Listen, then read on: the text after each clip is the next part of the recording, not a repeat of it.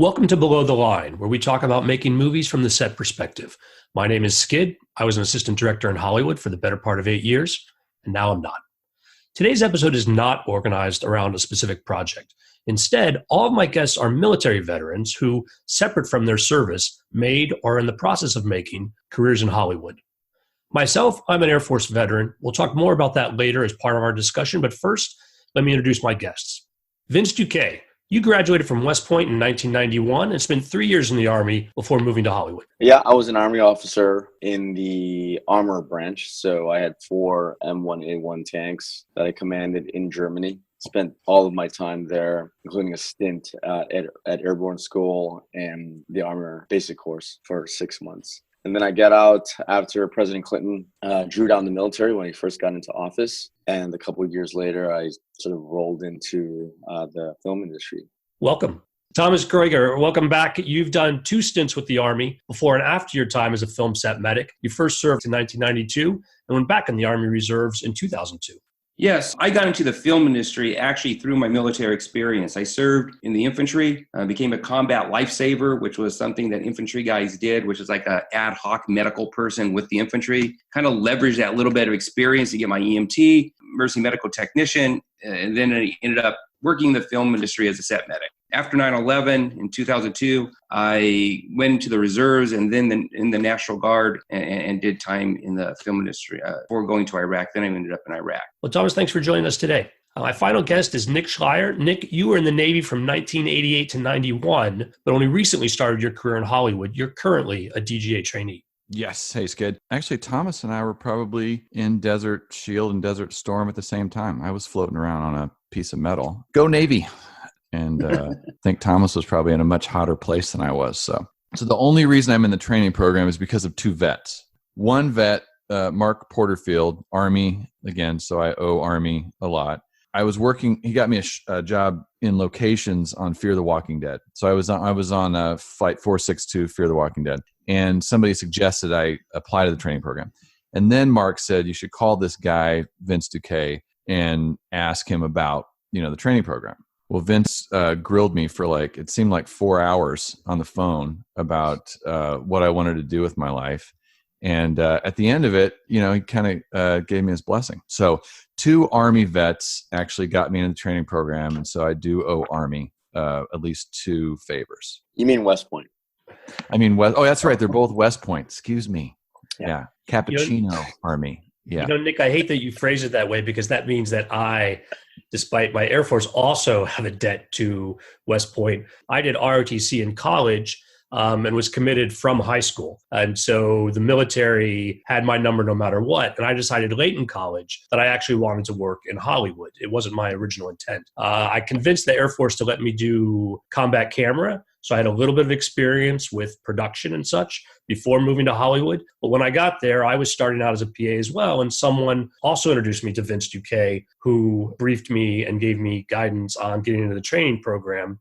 Nonetheless, Nick, I do think we agreed that Navy and Air Force were going to stick together against the Army guys on this podcast if it came down to service rivalry. That deal's still on, I think, Nick. It is. The deal's still on. Okay. Yeah, it's still on. I think I'm the only one here that has never met Vince Duque until now. Glad to meet you, Vince. Thomas, if you want to go back into the training program and become a DGA trainee yourself, you should talk to Vince. Yeah. But Thomas, go from there. When did you decide you wanted to work in Hollywood? You mentioned being in the Army first and getting your initial medical training there, but then you brought it to Los Angeles. Yeah, well, I think the thing is, for me, I missed the military when I got out. There was a time when I was reconsidering whether or not I should go back in.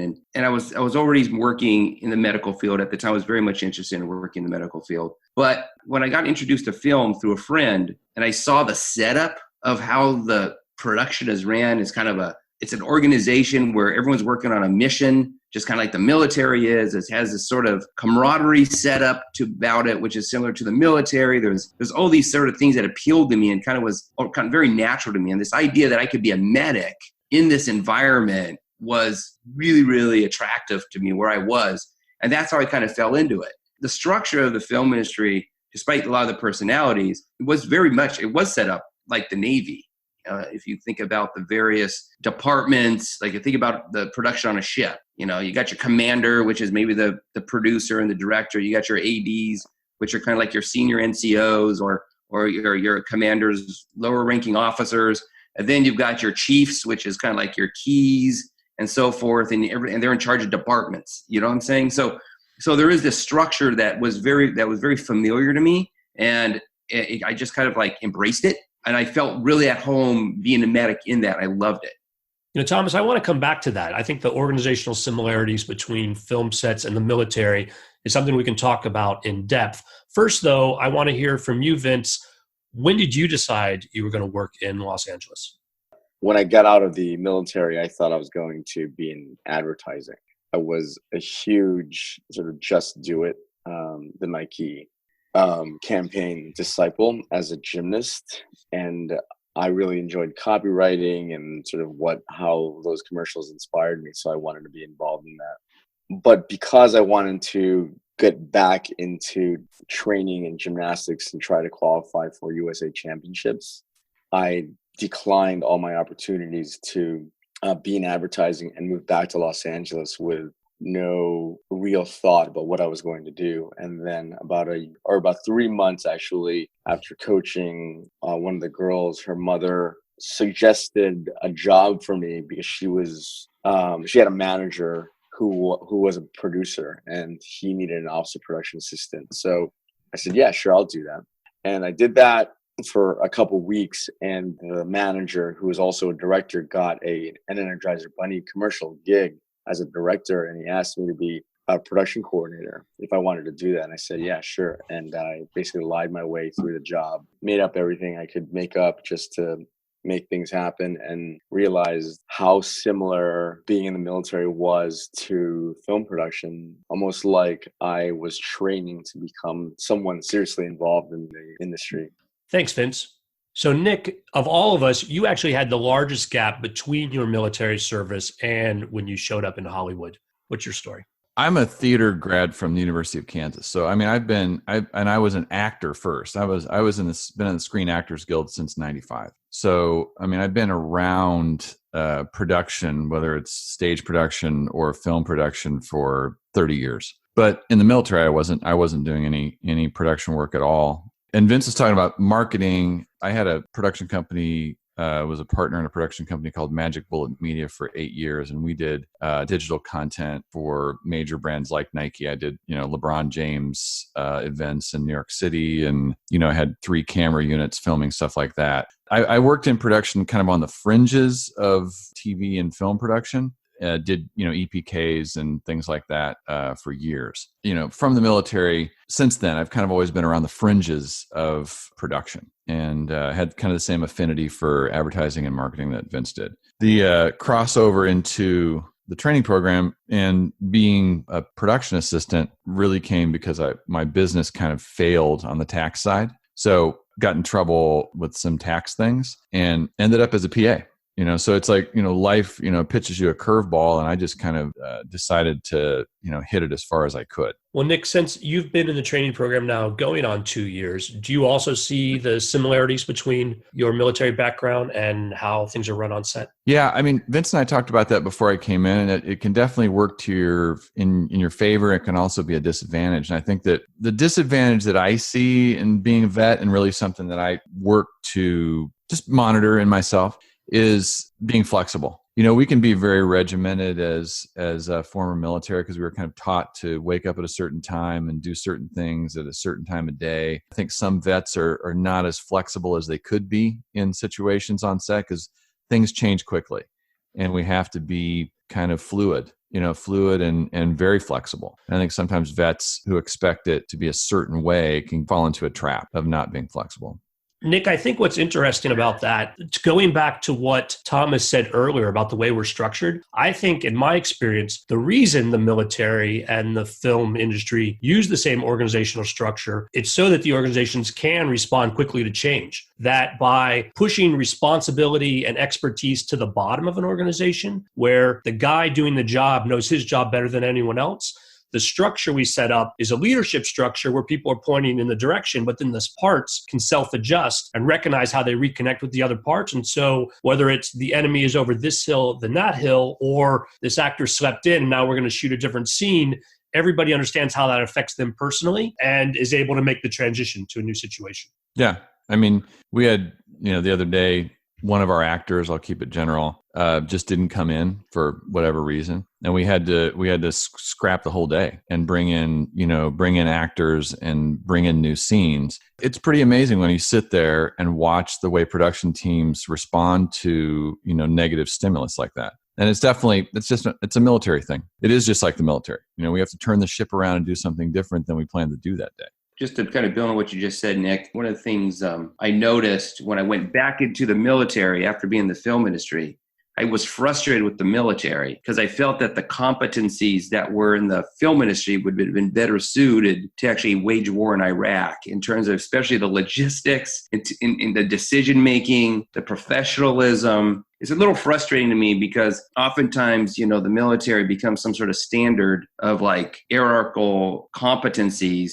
And the film industry structure all the way through is incredibly just unknown to as a business model, in terms of how to get a project done. I, quite frankly, working in the federal government, am not afraid to say, well, I know how you guys do things here, but I just came out of the film industry. And when I worked in film, this is how we did, and this is really the best way to do it. In the film industry, you either make it or you get fired in the film industry. There's no like, you screwed up, so we're going to put you in this other area. Every show could be your last show, and you're always working for your next show. So there's almost sort of like Darwinistic professional aspect to working in film that really hones certain skills in that same structure that maybe military, that the military doesn't have. I hear what Nick is saying. Nick's negotiating that a little bit because you can't be too rigid in the film industry. And actually, you have to adjust more in the film industry, but still stay within that structure in a weird way. So it's an interesting point. One of the disadvantages or misconceptions that it's possible for military people to bring to the film industry is sort of a different understanding about how decisions actually get made.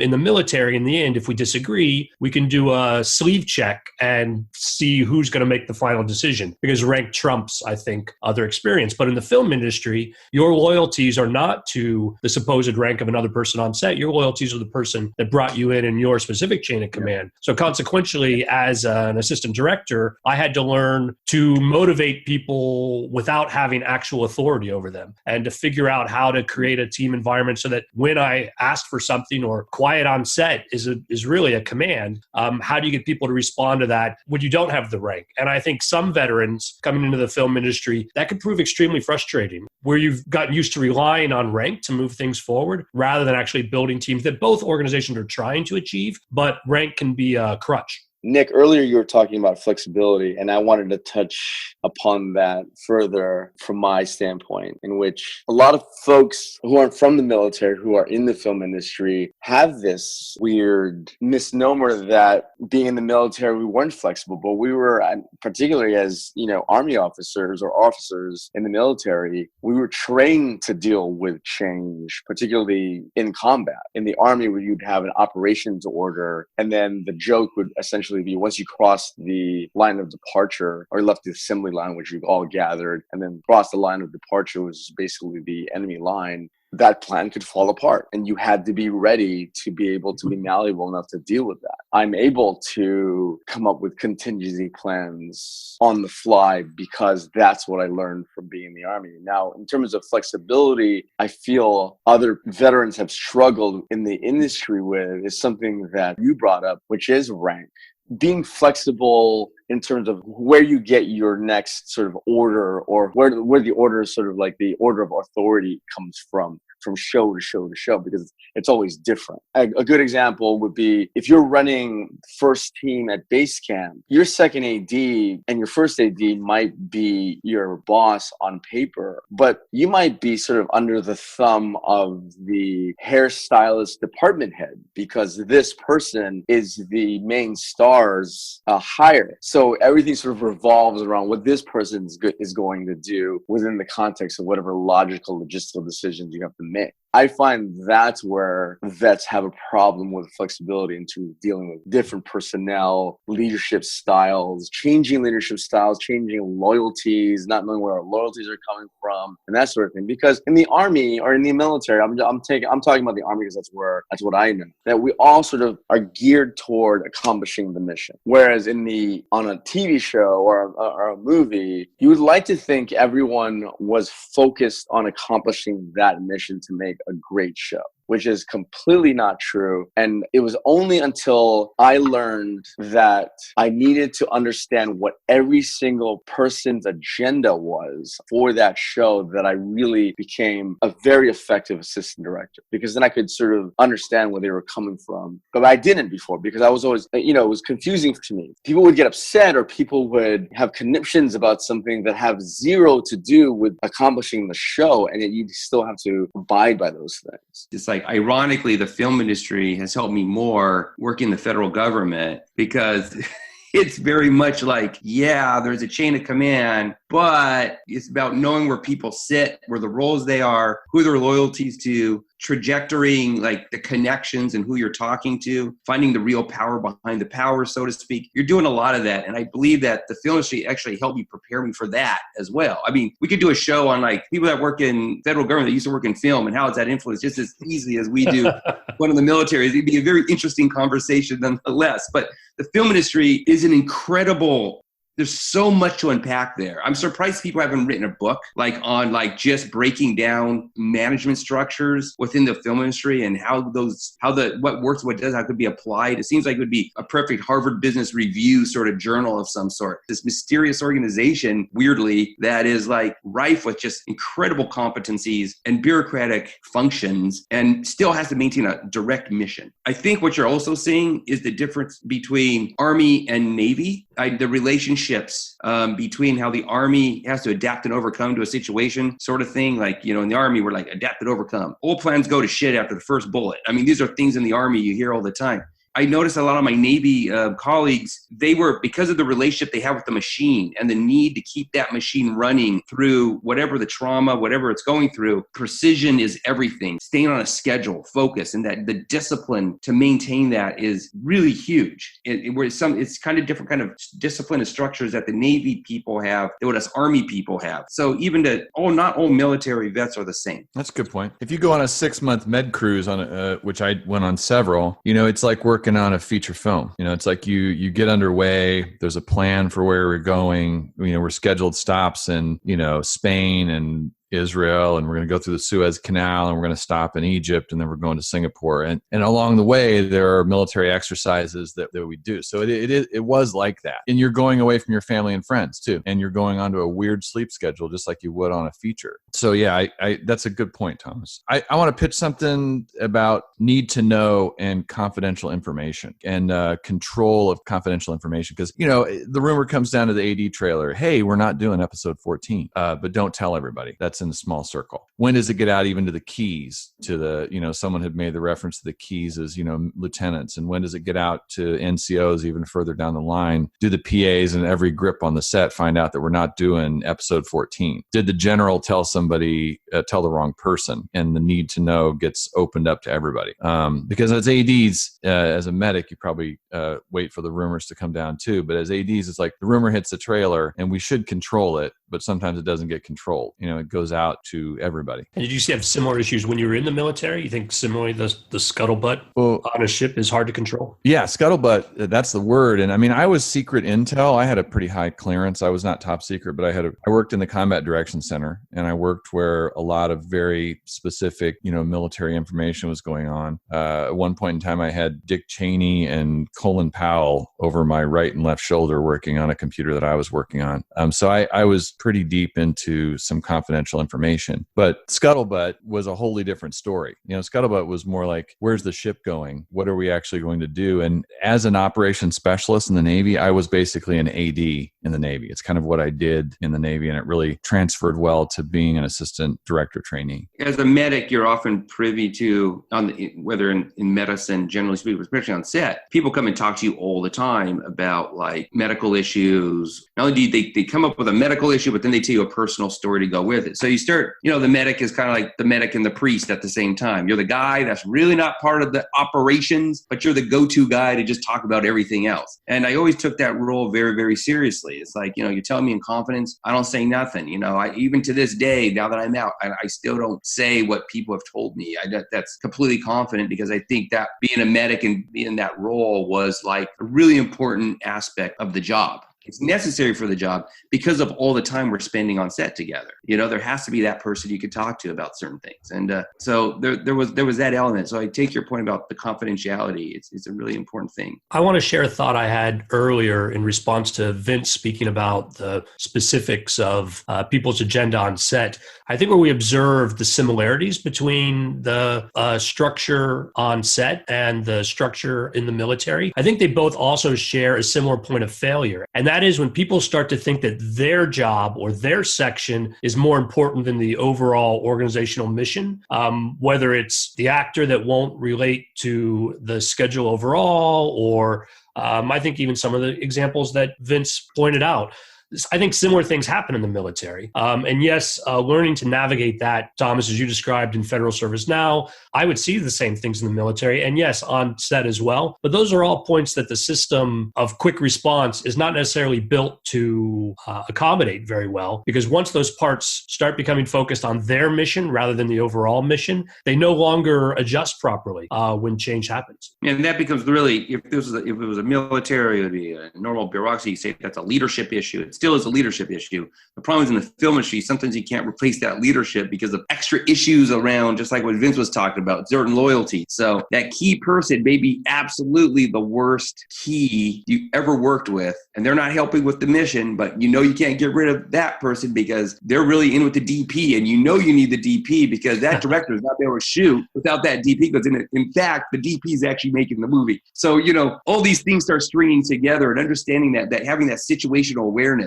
which is also something you have to do in the military, is having situational awareness, is really important. Agreed. I want to talk about the agenda issue as well, and what master people are serving on set. Recognizing that, I think, is really important as an AD. The key makeup who is attached to number one on the call sheet and, has the ear of number one on the call sheet. So you have to treat that person with a certain level of respect and decorum. No matter what kind of a person they are, keeping it general and kind, you have to really let that flow. When I'm in the trailer and a key comes in breathing hard from base camp, I have to realize that they have number one's ear, and I am going to have to find a way to accommodate what they need at that moment. Even if it seems like they're attacking me in the trailer, I have to, as an AD, just absorb that. In the military, we may not have that kind of freewheeling communication. I think I remember in the military, there was a way to talk to somebody who, was basically your commander, or in the chain of command, recognize that someone above you is someone you didn't speak to a certain way. So that we don't necessarily have that strictly in production. I wanted to pitch something out to you guys about communication. It was a challenge for me as a trainee to come in as a first day trainee, listen to Channel 1, and even realize what everybody was saying. Because I had done some DGA work before, but not very many days. I was challenged in my first job in understanding what someone was asking me to do on Channel 1. Whereas in the military, I was a radio communicator. I was speaking to F-14 Tomcats and surface naval vessels on radio communication. I knew code words, things like the word bingo in the Navy, which means return to base. I don't know what it means in the Army. It might mean a game that everybody plays when you're hanging out in the tent. Yeah, I think it means you won. Yeah, bingo, we won. But in the Navy, it meant a certain thing. But so I had a whole lexicon in the Navy. And, when we're talking about things on Channel 1, and someone says, I'm 10-1, or we're on the Martini, I didn't necessarily know those things when I first came in. So I was kind of on a treadmill at number 9 when I jumped into it to catch up with the language. Yeah, for those, we all know 10-1 meaning you're going to the bathroom, Martini meaning you're on the last shot of the night. Right. There we go. We could have a whole list. In the Army, they throw out these phrases about what battalion you are and where you're located. And I have no idea what they're talking about. Air Force probably had the same thing, probably had phrases that no one in the Army or Navy would understand.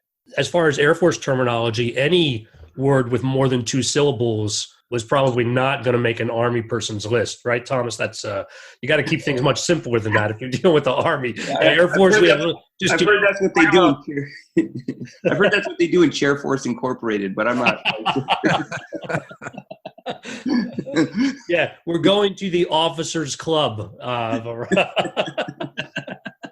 But the politics of Channel One, and I don't know, Thomas, if you monitored Channel One when you were. All the time. Yeah, I lived on Channel One. Yeah, and you could read between the lines, like you knew what people were saying, and you could tell by the tone or pitch of somebody's voice, or even just a heavy sigh or a long pause, or the snark. Yes, the snark. Yeah, the sarcasm that comes over Channel One is it's definitely a thing in itself. But yeah, I mean, you can't pick up on it unless you're in it. You can't have to be in that clique. And being a medic is a very unique space, as I'd mentioned. But even in the Army, it's a medic. It's like no one really sees you as part of the chain of command. They really see you as just an accessory. So it allows you a lot more flexibility. Like even in the film industry, I lived on Channel One with the ADs. Why? Because if you need the medic, you need a contact on Channel One. Sometimes I'd always have to remind myself when things were stressed out for the ADs that wasn't my problem. Because you live in their head for the entire show, and then they need someone to lock up somewhere. And I had to always say, no, I'm not going to be the guy to go and be that guy to lock up. Some medics may do it. They just may. But I was like, no, I have to be here. And so there's a certain level of discipline and structure and remembering your place in the organization, irrespective of the fact it may be seductive or you may be thinking that you're being proactive to jump into that AD world. Going back to your idea of communications and feeling like you want to be part of it, but knowing that you're not part of it, but knowing what's going on. Was always a challenge for me as a and specifically as a medic in film, Yeah. People would always ask us, are we going to lunch on time? Or what time are we wrapping tonight? Or, they ask ADs for, even the trainee AD, has more information than most people on the set do. And I think we're talking about need to know and communication. What do I actually tell somebody? Now, the medic, I would probably tell them almost anything. Kind of like a good medic understands that's when the ADs tell you something, that's not for the rest of the crew. Right. It's not their place to tell the rest of the crew. And I've had conversations with medics I've brought on say, if you hear something on Channel One, that's not for you to then turn around and tell the key grip. Don't do that. That's not your role. You take it in, you understand it, but so there's these inherent small rules you have to play based on the role you are. And going back to what you say of confidentiality and getting privy information, that is the same thing as when I was working in the military. But actually, in the Army, the commander would say, "We're doing this." The first sergeant would be like, "We're going here." But it's not my place then to actually insert myself into that chain of influence or part of that communication. And so this is it's just a unique role I think for the medic. I think no other position is like. Let's talk some guys about experiences on set where your military background may have helped in unexpected ways. Well, I could tell you in a practical matter, I had more than a few times where going back to this, it kind of ties in what Nick was talking about flexibility. Thomas, the medic, really cool on set. Everything's fine. But then the minute we had like a trauma, an accident, something like that, I'd go into military mode and I would just jump into command and control mode. And that's when having where the ADs are, your ear, being part of that. And then I would step in, tell the ADs what I need from them. It'd be very exacting as if I was in the military. So there was this sort of like schizophrenia about me. I would be laid back. And then when something would happen, it would be like, okay. Because at the end of the day, when the ADs are writing that report and they have to explain what they did in that given situation for the AD report, it had to be reportable. I'm going to have to be accountable for what happened. And the first AD especially needs to be accountable for what happened. So it was worth stepping up at that moment and not act like I didn't know what to do. Not to mention, if you don't come up strong as a medic for an accident, everybody else starts freaking out because they feel like no one's in control, and it makes things worse. So being confident, being there to treat the person that got hurt, especially if it's a trauma, I've had a few traumas. Armageddon, Pearl Harbor specifically, I had a few. Seabiscuit, it was the one. And in all those three situations, I learned that turning it on, being that military guy was a benefit. For me, as an Army officer, doing stunts was a very smooth transition from Army officer to assistant director because I would conduct the organizational process very similar to conducting my platoon operations. So, for example, we'd have the call sheet or a production meeting or even a meeting, let's say a safety meeting about the stunt, right? We would gather all the department heads and the crew. We would have this meeting. I would let every department head talk about their concerns. I would talk about safety concerns. And I always thought about things in terms of the operation order, or the op order as it's called in its acronym in the Army, which is basically the written format of how the mission is supposed to be executed. So I would have sort of a verbal operations order that I would brief the crew or the troops, if you will. And then in terms of a stunt, I would do different kinds of rehearsals. So I would do a diagrammed rehearsal just to kind of show the X's and O's, like a playbook. And then I would do a sand table rehearsal. So if there involved cars or people, cast members, I'd have these little figures I'd use, kind of the way architecture firms use people to show their sort of layout of what their conceptual design is. You know, back in the military, I would use these little mini tanks and mini soldiers. And then we would do a stop and go rehearsal. And we would continue until we finally executed the stunt safely, securely, and efficiently. But I wouldn't be able to do that as efficiently as I do if it wasn't for the military. Nick, how about you? Have any of your assignments as a DGA trainee had military aspects, or other times your experience became relevant? At first, as like an overall, I would say that when I say to, Key Grip or the chief lighting technician or anybody that I'm a vet, I always get like immediate street cred, which is nice. It's like when you come in as a trainee, you're looked at as the person who may know the least. But when you say I'm a trainee and I'm a vet, you kind of immediately get at least one step up. With most of those guys, Transpo and Grip,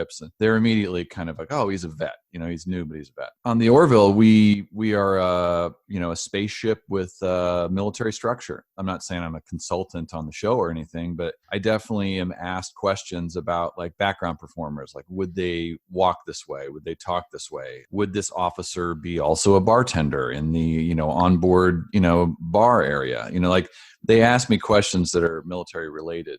Can I just add one more thing about that? Nope, that's your cutoff, Vince. No, yes, of course. Okay. Go ahead, Vince. I think one of the main approaches to being an Army officer I take into being an assistant director as a department head. I was always told to look at the mission 2 levels above me. So what that meant as a platoon leader was I would look at things as a company commander or even as a battalion commander so that I could anticipate better. I would think more big picture, if you will. And I do that now. And I tell my production assistants, I tell my second ADs to do that now, because now as a first assistant director, I think like the director or the executive producer, and I incorporate what they might do to involve themselves in the situation based on their itinerary or agenda. And by doing that, it's helped me immensely as an assistant director to sort of transition smoothly as I go from job to job to job, or as I move up in the industry, from being a trainee to a second assistant director to a first assistant director, and even as a director. Anybody have stories where military actually tripped them up somehow on set? Here's something that I think a lot of people coming into the film industry from the military, they come in with some assumptions. I think the liberal Hollywood assumption trips up a lot of veterans coming in, because a lot of veterans come in from more of a conservative background, and they just assume that somehow Hollywood's going to be hostile to you if you're a vet. It's not Correct. The case. They're not going to be hostile, but there's almost a defensiveness that I think a lot of veterans come in to the film industry. I remember I was working on Mother-in-Law with Jennifer Lopez and Jane Fonda. And it was the last show I did before bouncing to Iraq the second time. It was interesting how Jane Fonda was so supportive of me. I mean, I tell people that story, here this is quote unquote Hanoi Jane and all these things about Jane Fonda, all this stuff about Jane Fonda in the public eye. But I remember during the early years of the Iraq War, she cared very deeply about veterans and soldiers and what the families were going through at a very visceral level. There's this mythos out there about Hollywood that is just simply not true. And I would tell veterans when they come in, says, well, forget what you think you know about how quote unquote Hollywood people are like. And that's something that I think a lot of veterans need to pay attention to, I think, in terms of, and be sensitive about. And this goes across the board to almost any industry or anything you go into. We come into those things with misconceptions. But I especially think the Hollywood liberal thing somehow got contorted to mean anti-vet, which is simply not true. I had a similar experience, Thomas, when I was on West Wing after 9/11. Once production had picked up again, I had one of the producers on that show pull me aside and say, I had reserve status at the time. He said, if you need to go back into the military, then your job here is safe. We will support you on that. And that's a rare thing in Hollywood when people have to switch out all the time. That's not, that sort of job protection, I think, isn't something that's offered to everyone on every set. So I was not at risk of being deployed. I might have ended up at the Pentagon if some Pentagon folks had been deployed for that, where I was in my reserve combat camera status. But that being said, I was touched that the folks there were sensitive to it. When I got blown up, I was in South Baghdad and I got hit with a bomb and had my feet shattered in 2005. And Steven Spielberg wrote me a letter telling me, a nice letter, just hoping that I'm well and recover and everything else. And I worked with him on Catch Me If You Can. But just to give a sense just about the sense of gratitude that I think, and we're talking about named people know them, but crew people, other people would reach out and, producers come out and help my family, for instance. Hey, what can we do for your wife? What can we, I cannot tell you the amount of support that I got as a veteran as I was recovering from Hollywood. I mean, the tough decision whether or not I want to go back or not, it was like, this is a community that really likes me. They care about me. They took care of my family. Why would I not go work with them? Why would I not go back in the film industry? This is what made my departure from Hollywood really, really hard for me, because of the people. One thing I wanted to add to something that Thomas said early in the podcast about competencies. I was in New Orleans last week and I happened to have drinks with a couple of women who were military wives of former high-ranking Army officers. And their first joke to me was, I wonder what that was like working with film crews. Could you take your film crew? And they basically were referring to the notion that it must have been difficult working with those film crews because they were all undisciplined or whatever, liberal or that sort of thing. And I flat out said to them, I would take any of my film crews any day and take them to war with me, hands down, over my tank platoon that I had when I was in the Army. Yeah. I mean, some of the UPMs I've worked with are like the best XOs ever. Some of these unit production managers could do things that are just absolutely amazing logistically and with budgets. And it's scary how competent that level of, talk about competencies. And yes, I agree with you, Vince. I could think of key people that I've worked with especially on the AD staff that I would have loved to be working with on certain projects, whether in the military or in government right now. I promise you. Yeah. Imagine having your key grip as your platoon sergeant and then the special effects supervisor as the mortars guy. Oh my God. I mean, right? Yeah. I know. Imagine how safe it would be. Completely. But then again, it just goes back to this, the inherent sort of Darwinistic standards that are built in the film industry for competency. There's not a lot of room for error. If you screw up in the film industry or people know really quickly, and that becomes a point of discussion on your next show. You have to have your A game on all the time. You're always on point when you show up to work. The hardest thing for me coming into government and then still maintain that film industry work ethic was unnerving to my new colleagues. They would be, well, you should take a day off. Oh, why are you working so hard? I didn't know how not to work that hard. I inherently felt I was always under the gun. Even in the role that I was at, I was not. It's something you just kind of take with you. So guys, what would you say as far as advice if we have listeners who might be military themselves and want to transition into the film industry? I would say that if you are someone in the military trying to get in the film industry, to really hone in on what it is you want to do in the industry, because you can do anything from being in wardrobe to catering to assistant directing, which is more like being a logistician. So not just sort of dabbling in I didn't know, having gone to West Point, which is not a film school, and transitioning into the industry, I didn't know that there was possibilities to succeed in the industry. But there's so many things that you can do that would welcome your competencies and your work ethic and a lot of the sort of skill sets that you learn in the military would be very applicable in the industry. And if you find other people, find other vets that have been in the industry and, try to hone in on what you want to do, I think that makes for a smoother transition than it is just stumbling into it.